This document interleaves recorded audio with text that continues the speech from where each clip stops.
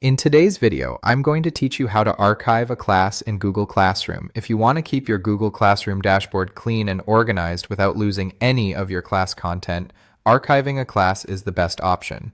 This is especially useful at the end of a term, semester, or school year when you no longer need a class to stay in your active view, but you still want to keep access to the materials and records.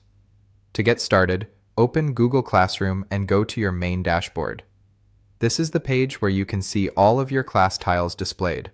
Look through the dashboard and find the class you want to archive. Once you locate it, move to the top right corner of that class tile and click the 3 vertical dots. This opens a small menu with more options for that class. From that menu, select Archive. Google Classroom will ask you to confirm the action, since archiving removes the class from your main active dashboard.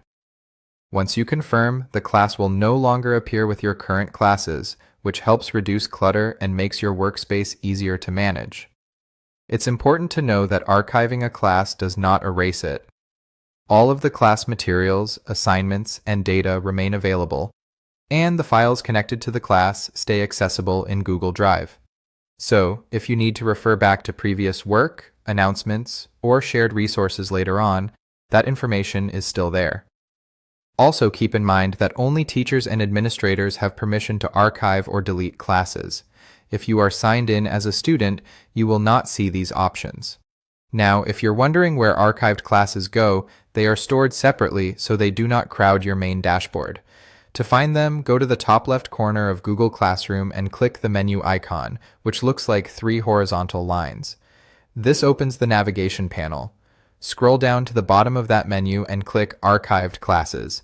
In that section, you'll be able to see all classes that have been archived. From there, you can open a class to view it, restore it if you want to make it active again, or permanently delete it if it is no longer needed. Restoring is useful if you archive something by mistake or if you need to reuse the class later. And that's how to archive a class in Google Classroom while keeping your dashboard organized and your class content safely accessible.